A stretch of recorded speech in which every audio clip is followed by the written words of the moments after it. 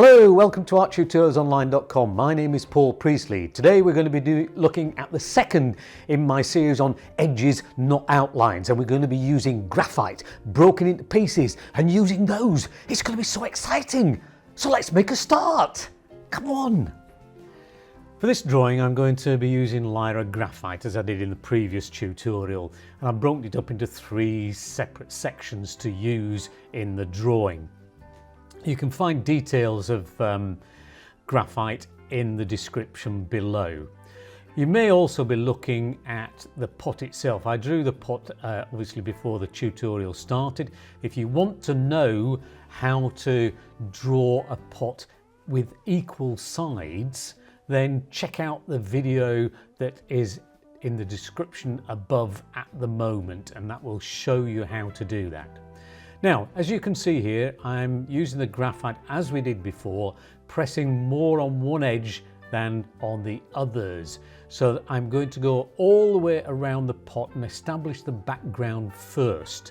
Now, the reason for this is simply just to make the object stand out from the background. So it actually looks as though it's coming off the page, which can look quite good at the moment. So I'm just establishing the edges of the pot first of all, and I'll just go around and darken these. Now, once we've been all the way around the pot, then you'll be able to see how the pot itself begins to come away from the paper. You'll notice here I am pressing very hard on one edge of the graphite and less so on the other. You can see what I mean now about it looking as though it's standing out from the background. Now, I'm using obviously both hands here simply because I don't want to keep turning the paper around when it's underneath the camera. But if you're drawing this in real life, then obviously you can move the paper around so you can use whichever hand you normally draw with all the time rather than having to swap hands. So that makes life a little bit easier as far as you're concerned. Now, I'm just going to go around 1 or 2 little edges here and emphasize a part. So for example, just underneath here, you see I'm just emphasizing that little bit and this little bit here, and it just makes the drawing look a little bit more interesting. It makes the eye focus on little sections, so the background isn't all exactly the same tone.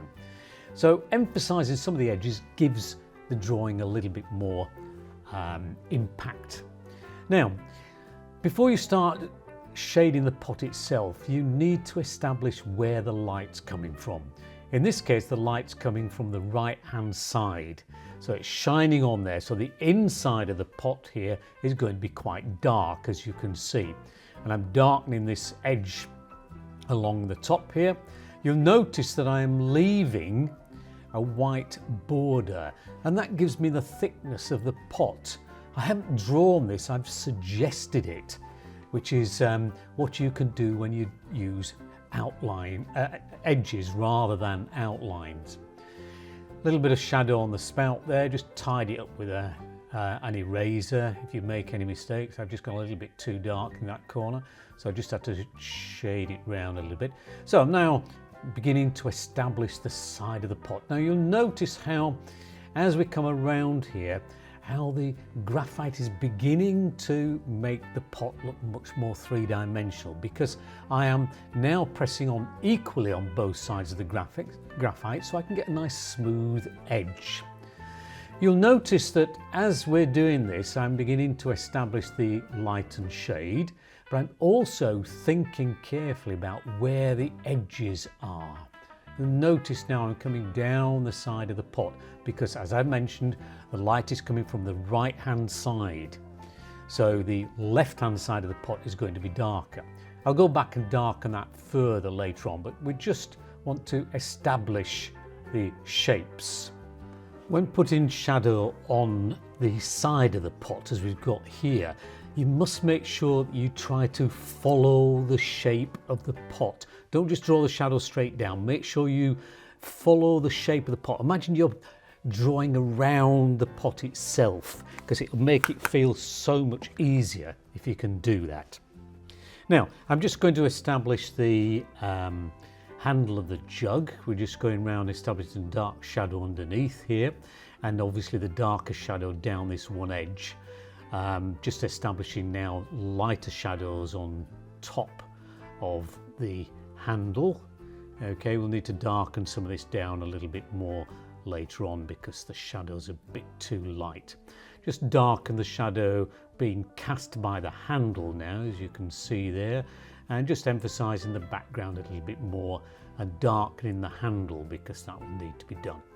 Now, once you start doing this, it's all relative. You must keep looking at the whole pot and seeing how sections relate to each other. You can see now that as I'm beginning to establishing the darks darker on the left hand side, you see the pot is beginning to look that little bit more three-dimensional. You'll notice also that I'm shading now with the side of the graphite, not the edge, and I'm pressing equally on all sides, so I get a nice soft smooth edge. Now, if you squint at your drawing, really screw your eyes up and squint at it, you will see your drawing just in terms of light and shade with no half tones, and it makes the whole drawing look that little bit more easy to see. Also, you can establish whether a section is too light or too dark, or there's not enough contrast. Right, I'm just coming now to finishing off some of the edges around here. Getting these sections, you can see here, as soon as you begin to suggest the edge, you see how it makes the pot really stand out. I'm going to darken the left hand side a little bit more. I'm now pressing on very hard with my graphite, but equally on both edges, so it's a nice smooth section.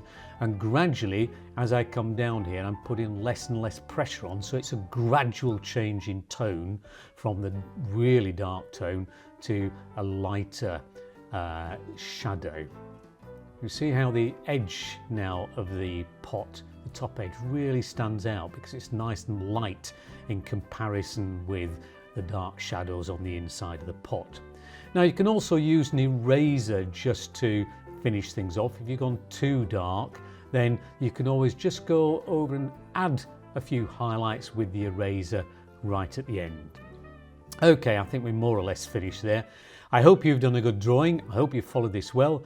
Good luck, and we'll see you in the next video. Thank you for watching Art Tutorials Online. I hope you've enjoyed the video and learnt lots about edges and outlines. Exciting, isn't it? If you really enjoyed the video, perhaps you could subscribe to my channel. That would be much appreciated. If you want to help support the production of these videos, then check out my Patreon channel, where you'll find interesting rewards for your support. Thank you very much for watching. Goodbye!